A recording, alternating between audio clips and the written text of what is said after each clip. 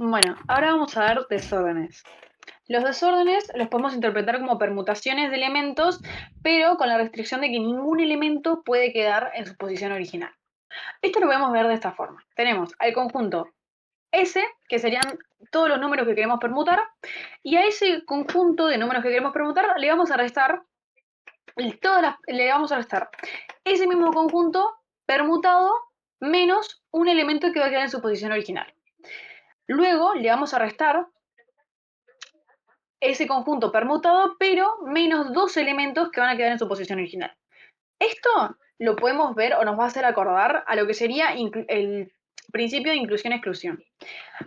Lo vamos a retratar con este ejemplo del ejercicio 6A del práctico 5 que dice hallar la cantidad de permutaciones de los dígitos del 1 al 9, tales que, y en la parte A nos dicen que ningún dígito esté en su posición original. Bueno, vamos a tomar al conjunto S del 1 al 9 y las permutaciones que vamos a hacer sin ninguna restricción, o sea, sin ver el hecho de que alguno quede en su posición original, es 9 factorial. Entonces, las condiciones que les vamos a poner es que la condición 1 va a ser que el 1 esté en su posición original. La condición 2 esté en su posición original. La condición 3 es que el 3 esté en su posición original. Y la condición 9 es que el 9 esté en su posición original. Esto lo podemos interpretar como que la condición I representa que el I esté en su posición original. Esta sería como la generalización de las condiciones. Entonces, cuando queremos decir que la condición 1 se cumple, que es que el 1 se quede en su posición original, entonces significa que nosotros, de los 9 dígitos que teníamos, al dejar 1 en su posición original, estamos teniendo que permutar, nos deja decir que tenemos que permutar los otros 8 dígitos. Entonces, hacemos 8 factorial. Si nos damos cuenta, esto es igual para cualquier condición singular. O sea, para cualquier condición donde, por ejemplo, por eso yo anoté abajo lo de CI, o sea, si la condición C7 es que el 7 está en su posición original, igualmente yo voy a tener que permutar 8 dígitos. Entonces, siempre va a ser, cuando queremos hacer que un solo número se quede en su posición original, va a ser 8 factorial. Por eso yo digo que esto es igual a n de CI. Después tenemos qué pasa cuando yo quiero que dos números se queden en su posición original. Esto va a ser igual a que yo de 9 dígitos ya fijar 2, entonces yo tengo que permutar los otros 7 dígitos, por eso me queda 7 factorial. Y así sucesivamente hasta dejar a todos los números en su posición original, que me dice que, o sea, la única forma que yo tengo de hacerlo es no permutando ninguno. Entonces sería 0 factorial, que esto es igual a 1. Entonces, al momento de hacer la solución, me va a quedar la cantidad de números, o sea, la cantidad de veces que yo permuto, ¿eh? No, para de vuelta. Me va a quedar 9 factorial, que sería la permutación sin ningún tipo de restricción, o sea, permutar los dígitos sin ninguna restricción, menos 8 factorial por combinaciones de 9 en 1. 9 en 1 representa, o sea, que yo tomo de esas 9 condiciones, yo voy tomando, puedo tomar cualquiera, porque cualquiera, o sea, cualquiera de ellas es tipo, va a tener solución 8 factorial. Después a eso lo sumo con combinaciones de 9 en 2, que es lo mismo, o sea, yo no es lo mismo, en este caso tomar, yo qué sé, que se cumpla la condición 1 y 2, o sea, que el 1 y 2 estén en su posición original, a agarrar la 6 y 7, o sea, la condición 6 y 7, que es que el 6 y el 7 estén en su posición original, o el 5 y el 9. Entonces, hago combinaciones de 9 en 2, porque no importa que dos condiciones se cumplan, lo importante es que se cumplan dos, y el resultado de ellas que es 7 factorial. Entonces, a eso lo voy haciendo sucesivamente hasta que llegue a que todas las combinaciones, o sea, todos los números queden en su posición original, o sea, combinaciones de 9 a 9 por 0 factorial. Si yo desgloso esto, a mí me va a quedar 9 factorial menos, y cuando yo a las combinaciones las pongo tipo en su fórmula, voy a encontrar el patrón de que voy a poder sacar de la cuenta el 8 factorial como dividor y el 8 factorial multiplicando a toda esa combinación. En este caso tipo, tomo esto de ejemplo, pero voy a darme cuenta que lo puedo hacer en cualquiera de estas cuentas. Entonces, si yo a todo esto le saco de factor común el 9 factorial, incluyendo a este 9, a mí me va a quedar que 9 factorial por 1 sobre 0 factorial, que sería este 9, o sea, este 9 es lo mismo que esto, menos 1 sobre 1 factorial, que sería este, y así sucesivamente, o sea, saco de factor común, como de vuelta dije, al 9 factorial, a mí me quedaría esta chorrería. Esta chorrería es la fórmula de desórdenes. Que la fórmula de desórdenes dice que si el desorden es de n, o en este caso el desorden es de 9, es n factorial, que sería 9 factorial, de menos 1 a la i, que distingue lo de la paridad, que sería estos más y estos menos, sería menos 1 a la i, con i, o sea, la sumatoria de n con i de i igual 0, entonces sería menos 1 a la i por 1 sobre i factorial, que es lo que yo estoy representando acá. Entonces, esa sería la fórmula de desórdenes y la forma más linda de ver los desórdenes. Los desórdenes es importante entender que o sea, va de la mano con permutaciones. Si nosotros no queremos que un dígito quede en su lugar, o sea, que ningún dígito quede en su lugar de los que estamos permutando, de los n que estamos permutando, es importante saber que vamos a utilizar desórdenes. Bueno, y ahora vamos a ver el conteo de funciones sobreyectivas y el número de Stirling.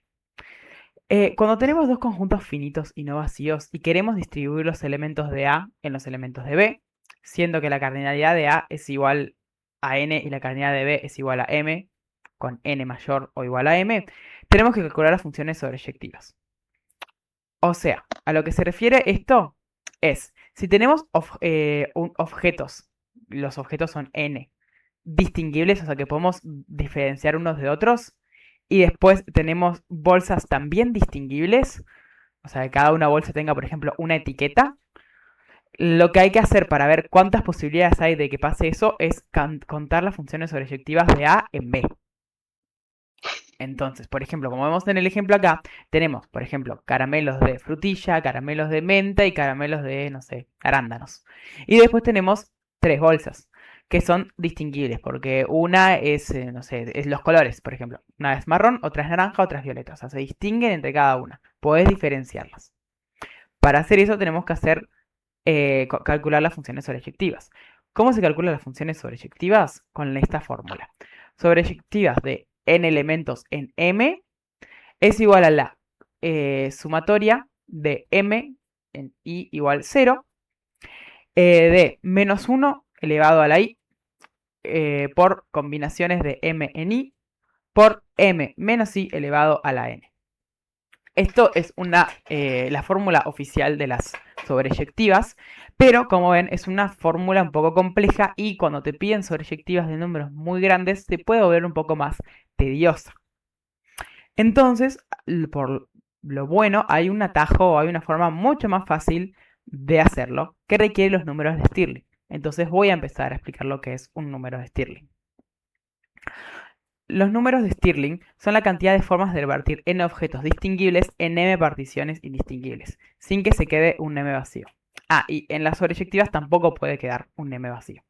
O sea, en las bolsas tienen que quedar con algún elemento, no pueden quedar sin ninguno. Bueno, el número de Stirling es la cantidad de formas de particionar un conjunto. Es como si fuera una torta, piénsenlo. Bueno, ¿cuántas formas hay de cortar la torta en tantos pedazos? Bueno, eso es el número de Stirling. Sin que haya un... O sea, justo en la torta no puede quedar nunca un pedazo vacío, pero se entiende. Esto se utiliza de esta fórmula. El número de Stirling de n en m es igual a la sobreyectiva de n en m dividido m factorial. Esto está bueno porque es muy fácil y sabes alguno de los dos datos. Pero si no sabes ninguno de los dos datos, el dato más fácil de averiguar si es que te dan los elementos o los datos requeridos es el número de Stirling. El número de Stirling, eh, como no tiene una fórmula oficial, o sea, una fórmula no oficial, sino una forma estricta para calcularlo, se calcula de dos formas. Va de tres en realidad. O mentalmente o con el atajo que les dimos o haciendo una tabla. Entonces, si en un ejercicio te dicen que calcules alguno de los dos, tipo sobreyectivas o el número de Stirling, más bien sobreyectivas, y no tenés el número de Stirling, este truco de la tabla está muy bueno porque te ayuda a utilizar el atajo que habíamos dicho antes y te resume mucho el cálculo. O sea, te ayuda un montón en resolverlo. Entonces, la tabla se hace de esta manera. Los números en las columnas son los elementos de M. Y los números en las filas son los elementos de N. En el caso de que M sea 1, siempre su columna va a estar llena de unos. Porque la tabla se hace con o sea, en el sentido de que si tenés una sola bolsa, no importa cuántos elementos tengas para meter en esa bolsa, siempre va a haber solo una única forma de meter esos elementos. ¿Está? Porque, o sea, puedes tener 5, 20, 80, 1, pero solo va a haber una bolsa, así que solo puedes meterlos ahí. Y como no puede quedar vacía la bolsa, solamente hay una opción. Luego, si n es menor a m, va a ser 0. Es decir, en el caso de 1, toda esa fila va a ser 0. Porque es menor. Y después, si n es igual a m, solo hay una forma de meterlos. O sea, la diagonal que se ve ahí, o sea, la diagonal que se va a formar es solamente de unos. Solo va a ser uno. 1, 1. Y para hacerles el trabajo más fácil, todos los números a la derecha de la diagonal va a ser 0. Siempre. O sea, ahí va a ser 0. Y ahora, esta es la parte más complicada, entre comillas, para calcular. Para calcular el número de Stirling, por ejemplo, de 3 en 2, se tiene que hacer lo siguiente. El número de arriba de ese casillero, o sea, en este caso el 1, se tiene que multiplicar por el número de columna. O sea que en este caso es 2. Y se le tiene que sumar el número a su izquierda, que en este caso es 1. O sea que el número de Stirling de 3 en 2 es igual a 3. Porque 1 por 2, 2 y 2 más 1, 3. Y así se hace con otro número. Vamos a hacer, por ejemplo, el de 4 y 2. El número de arriba es igual a 3, entonces 3 lo tenemos que multiplicar por 2. 3 por 2, 6. Más el número a su izquierda, que es 1, entonces te queda 6 más 1 es igual a 7. O sea que el número de Stirling de 4 en 2 es 7. Y así sucesivamente. Esta tabla le va a funcionar bastante por el simple hecho de que en los ejercicios de parciales o exámenes generalmente no te ponen números muy largos o muy grandes para calcular en Stirling o en sobreyectiva. Son generalmente números muy pequeños porque saben que es un cálculo tedioso de hacer. Y más si se avanza, tipo, por ejemplo, si tenemos un m muy grande, el número es muy tedioso porque se multiplica por un número cada vez más grande. Entonces, esta tabla va a servir mucho porque los números pequeños son muy fáciles de calcular y les va a quedar para el atajo. Si te piden calcular la sobreyectiva, vas a tener esta tabla, este elemento.